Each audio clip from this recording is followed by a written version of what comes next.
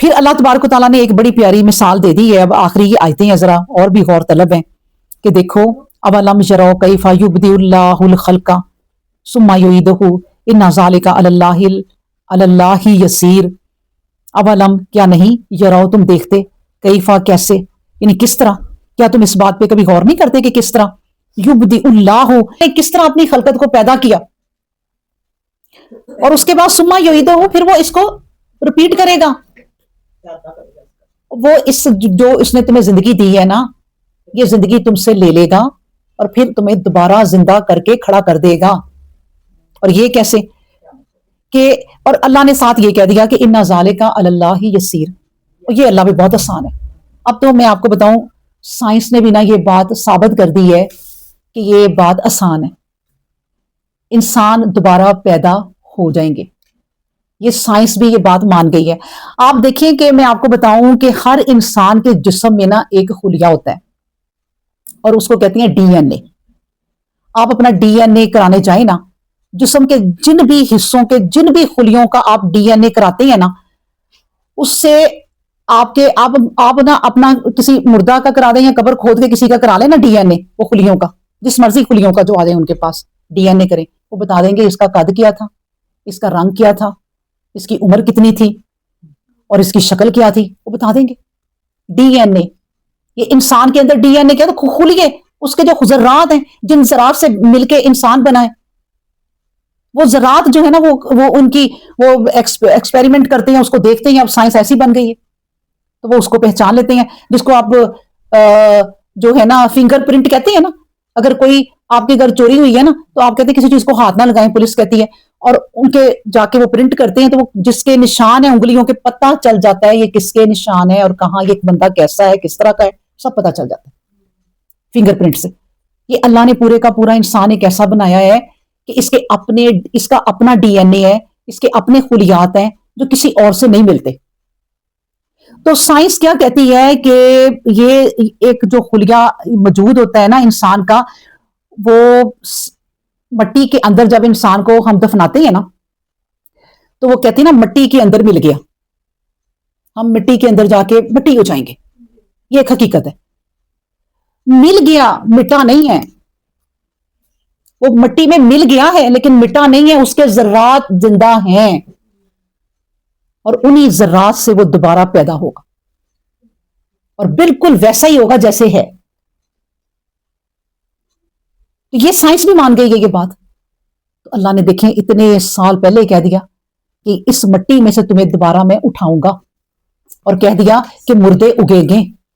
وہ ان کا جو کہتے ہیں نا، ایک میں آپ کو بتاؤں، ایک کمر کی ہڈی ہے جس کو میں نے حدیث میں بھی پڑھا ہے، کہ حدیث بھی میں نے ایک لکھی تھی کہ وہ ایک کمر کی ہڈی ہے. نبی کریم صلی اللہ علیہ وسلم نے فرمایا انسان کے جسم کا ایک حصہ ہے عجب الذنب، یہ ہڈی کو کہتے ہیں عجب الذنب، یعنی ریڑھ کی ہڈی کا آخری حصہ جو نہ گلتا ہے نہ مٹتا ہے اور اس سے دوبارہ جسم بنتا ہے.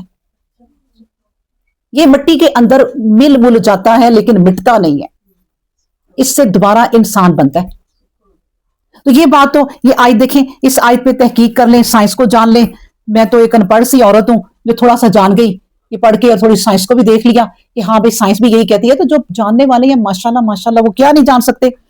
پھر اللہ نے کہا اچھا یہ بھی دیکھ لو، کل سیروا فی الارض، پھر آپ زمین کی سیر کر لو. فانظروا کیف بدأ الخلق، اور دیکھو ذرا سوچو کہ کس طرح اللہ نے یہ اس خلقت کو پیدا کیا ہے. ثم اللہ، پھر اللہ ینشی النشأۃ الآخرہ، آخرت کی طرف پھر پلٹ دے گا، آخرت کی طرف پھر تمہیں لے جائے گا. اور پھر سن لو ان اللہ علی کل شیء قدیر، اللہ تو ہر چیز پہ قدرت رکھتا ہے.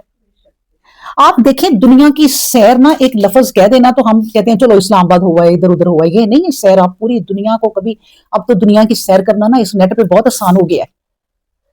آپ یہ دیکھیں کہ دنیا میں ایسی زمینیں ہیں کہ ایک زمین ہے اس پر نا کوئی 3-4 جھیلیں ہیں، پانی کی جھیل ہے، اور وہ پانی کی جھیل جو ہے نا پورا سال اپنا رنگ بدلتی ہیں، کبھی وہ ریڈ ہو جاتی ہیں، کبھی بلیو ہو جاتی ہیں، کبھی اورنج ہو جاتی ہیں. سائنسدان اس پہ تحقیق کرتے ہیں کہ شاید زمین کے اندر کوئی معدنیات ایسی ہے کہ جو یہ پانی رنگ بدلتا ہے. کوئی اس نتیجے پہ نہیں پہنچ سکا کہ کیوں وہ رنگ بدلتی ہیں. آپ یہ دیکھیں. پھر دنیا کی، اس لیے اللہ نے کہا دنیا کی سیر کرو، ذرا تمہیں پتا چلے کہ اللہ کیا ہے. آپ دنیا کی سیر کرو نا تو آپ کو ایک جنگل ایک ایسا بھی ملے گا کہ جس کے اندر سارے کے سارے جو درخت ہیں نا وہ پیدا ہوتے ہیں اور ایک عجیب سی شیپ میں مڑ جاتے ہیں. سارے کے سارے آپ اس جنگل کا کبھی مشاہدہ کریں، سارے کے سارے درخت ایسے کھڑے ہیں بل کھاتے ہوئے کہ جیسے کوئی انسان نے کوئی ہاتھ سے چیز بنائی ہوتی ہے. یار وہ اللہ نے کیا بنائی ہے. اس جنگل میں کوئی درخت کوئی اور طرح کا نہیں آپ کو ملے گا. اور دور سے جب اس جنگل کو آپ دیکھیں کھڑے ہو کے لگتا ہے کوئی پوری فوج کھڑی ہے. ڈر لگتا ہے کہ انسان ہی ہے اور واقعی درخت جاندار ہے. اس طرح کی کئی چیزیں ہیں. آپ نے اپنے رب کو جاننا ہے نا تو اس نیٹ کو نا صرف تفریح کے لیے نا یوز کریں. بکواس چیزیں ہیں ساری، میں آپ کو بتاؤں. آپ جتنی بھی چیزیں دیکھتے جائیں نا، میں نے خود تجربہ کرتی ہوں، جب میں 10-15 چیزیں یوں دیکھتی ہوں تو میں کہتی ہوں یار کیا سیکھا؟ کچھ بھی نہیں، بکواس، ذہن تھکا ہے. کوئی کام کی چیز نکال کے دیکھ لو.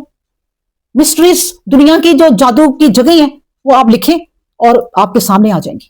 آپ ان کو دیکھیں، آپ پڑھیں. آپ قرآن پڑھ رہی ہیں، ساتھ یہ چیزیں بھی دیکھیں کہ واقعی اللہ نے کہا نا کہ آپ ذرا زمین کی کیا کل سیروا فی الارض، زمین کی سیر کرو. تو کیوں کہا ہے اللہ نے؟ واقعی آپ زمین کی سیر کرو تو لگ پتہ جاتا ہے کہ دنیا کیا ہے.